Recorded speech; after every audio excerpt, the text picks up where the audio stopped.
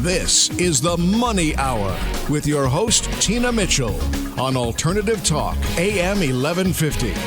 Now, back to the show with local mortgage and finance expert, Tina Mitchell. Welcome back to the Money Hour with your host and mortgage expert, Tina Mitchell, right here on 1150 AM KKNW, the Saturday, July 6th show. I'm here to help you build a strong financial blueprint 1 week and one show at a time. If you're hearing my show at a different time or day, you're listening to a rebroadcast, but you can always call into the show at 1-855-400-1150 or online at themoneyhour.com. Again, that's 1-855-400-1150 or online at themoneyhour.com.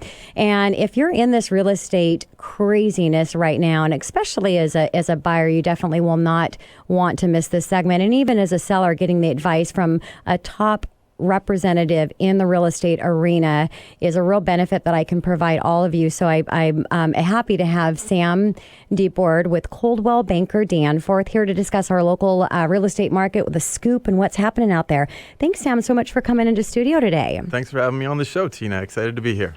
And a little background about Sam. Sam is director for Seattle King County Realtors.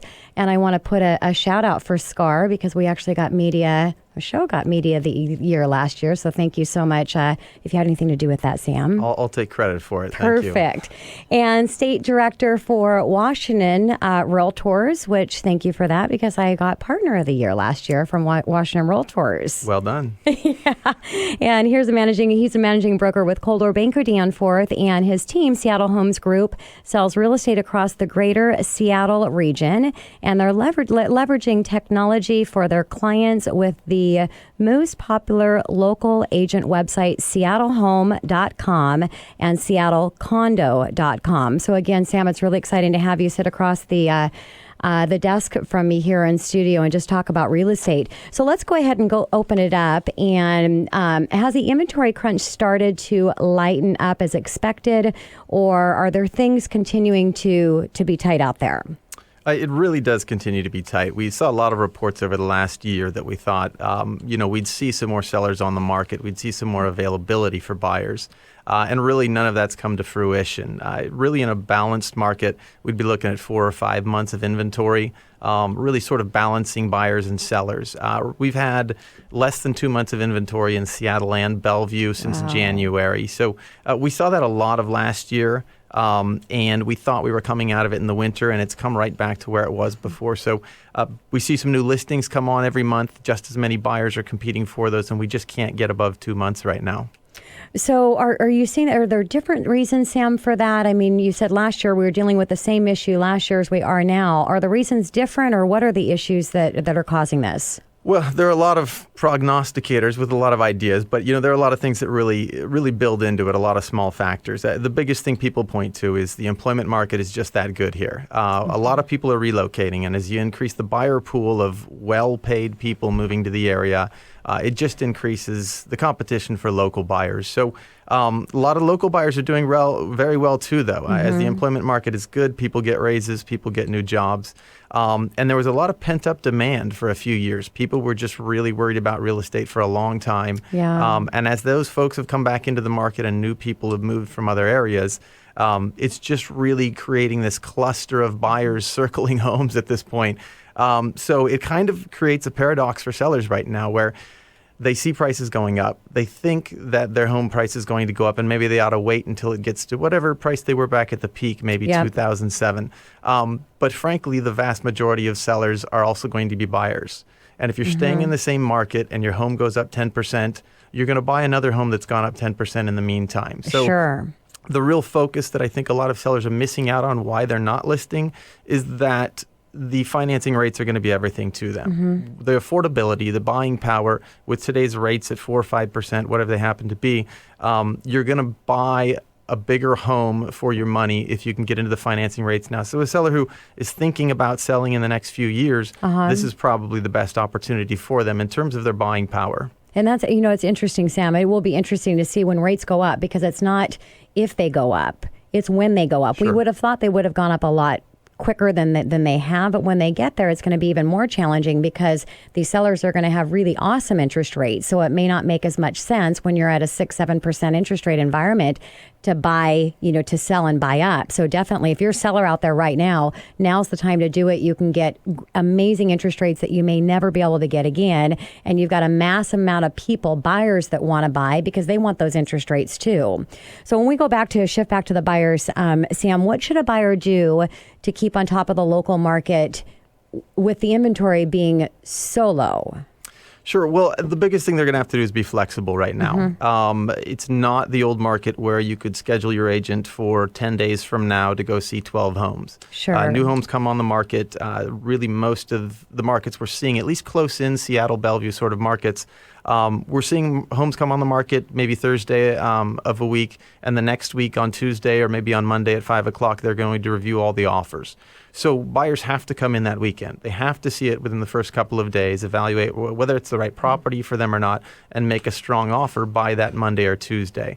That's really important, where you're finding your listings, how quickly you can find the listings, how quickly your agent can get you out there to see properties, really makes a difference. And you have to make it a priority if you're going to compete with a lot of other folks who are making it their priority right now. Yeah. And so if a buyer's listening, Sam, explain why the seller, his agent is advising the seller to hold and wait for a few days before they're looking at all these offers.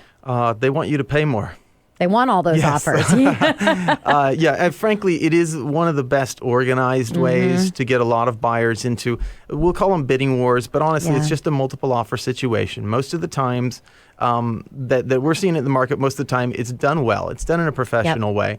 It's not multiple rounds. It's simply everybody submit your offers on the same day at the same time. You've all got 5 days to take a look.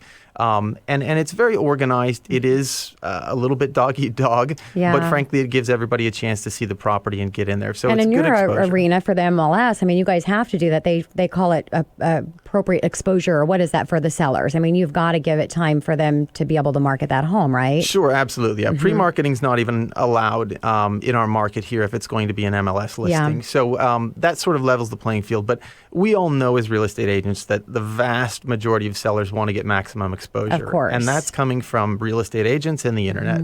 So if you're putting your property out there for all the agents and on the internet at the same time, you're going to find the most number of buyers and at the same time the most competitive buyers, because they've got a few days to make a decision, and they'll make a strong decision if they feel like writing an offer. Makes sense. So Sam, you're talking about internet. I mean, we know every consumer out there is online looking at homes, and maybe they're peeking around even before they pick up the phone and call you. So what are the best sources that they should be doing online? Sure, and this is actually sort of counterintuitive for a lot of people, because we live in the land of Zillow and the big websites, these big national websites, they have amazing stats and graphs and a lot of things on them. But the way the real estate industry is structured, they don't have a lot of the listings a lot of the time. And the ones they do have often show up late. So they're great advertising portals, but real estate brokers and agents actually have faster listings and more listings on their websites. And in a competitive market, that makes all the difference. So you'll see the last couple studies came out, showed national sites like Zillow had 20 or 30% less listings than MLS sites locally. Wow. And that's because new homes come on the market, they sell within a week. If that syndicated listing hasn't made it to this big national site yet, it never shows up. Exactly. So really, obviously, we push SeattleHome.com because it's our site. We've been online for 20 years. But whoever your agent is, whoever your brokerage is, whatever you feel like using, make sure you're using an MLS site so you can see homes the first day they come on the market and really know that they're active and available. Yeah, it makes total sense. And you have to really, and I can't say how many times I've said in this show, in this environment, especially of working with an agent that has a strong reputation in the local market like you do, Sam, because there's another agent on the other side, and you guys are really working together as a team to partner, and it just makes all the difference in the multiple offer situation. So if you're listening to the show right now and you're thinking at all of possibly being a home buyer or even selling your property, pick up the phone, give my show a call, 1-855-400-1150. Again, that's 1-855-400-1150, or online at themoneyhour.com, because I am talking one of the best in our local market, and he can definitely assist and help you. So Sam, what mistakes do you see that buyers are making or missing out on? A lot of it has to do with aggressiveness right now. We've sort of had a line going around our team lately that everybody has to lose once. Everybody thinks they're going to get a great deal, and everybody wants to offer a few bucks less than the list price. And there are times when that's possible in this market. Maybe homes that have been on the market for a while, but we're seeing the last month's stats showed about 101.5% was the sale to list price ratio on average for our market. So the average seller is getting more. Wow, that seems even kind of low than what I thought. Well, you've got a lot of those outliers that are much higher than that. Yeah, Got absolutely. And you've got the closings that happen a month or two down the road. But if they close on the first weekend, they are always at list price or higher. Okay. And so for a buyer to be able to mentally get over the idea that they've got some sort of extra control in this market, there are a few things they can do strategy-wise, but just be realistic about it and realize if you're going to rate an offer, be aggressive, get in, and you're going to be at list price or higher. And if you're okay with that fact, you're going to be a lot better with your offer strategy. Of course. So the sense of urgency for a buyer, getting out and looking at the home, what do you say? Yeah, well, and also getting out and seeing lots of homes, because in this situation, you have to realize there are maybe 12 offers coming in on a property. Maybe it's 4, but in every one of those situations, one buyer wins and the other ones all go shopping again. So having the mindset that we're going to see a lot of properties, I'm not going to rule everything out except for one home every time I go out to see them. And frankly, sometimes there are spots where buyers are in a situation where a neighborhood has very similar properties. They may have a lot of homes that would all be good for them. And in the right situation, not all situations, but in some appropriate situations, you can write offers on more than one home at the same time, knowing that you'll rescind the offers that you don't get right away. But if there are multiple homes that you like, that's one of the few ways buyers can kind of pull back some of that power of the strategy from sellers in this market. So, Sam, what about advice that you're giving for buyers regarding financing? In my arena, what are you telling them? Sure, it's a huge component. Offer price is obviously the first thing that sellers look at, but in terms of them debating which offer is better, the sellers really want to know how much they're going to get and whether or not it's going to close. Yes. And a buyer who comes in with an offer they have an approval letter from a warehouse online somewhere. They just don't have as much trust. Their agent doesn't have as much trust as a pre-approval from a local lender who the people know and they know they closed transactions. So having a strong pre-approval and having it from a local lender with a name and a face really does make a difference, and that's what counts for sellers right now. Yeah, huge. And in all areas, on the real estate side and the lending side, it's all a teamwork that we have here. Sure. And we're all working together as a team to make sure it's efficient and the process runs smoothly. So, Sam, one secret strategy that you can help my buyers that are listening right now to win in a multiple offer situation. That personalized buyer letter, as cheesy as it may sound, it works. I have listing agents call me back and say, I'm shocked, but my sellers said they read your letter, and if your buyers would like to increase their offer to match our best offer, which is higher than yours, we'll give it to them. Now, this is, a situation. They have to prove they've got other offers, but this happens when pricing is close, when we're within a few $1,000s.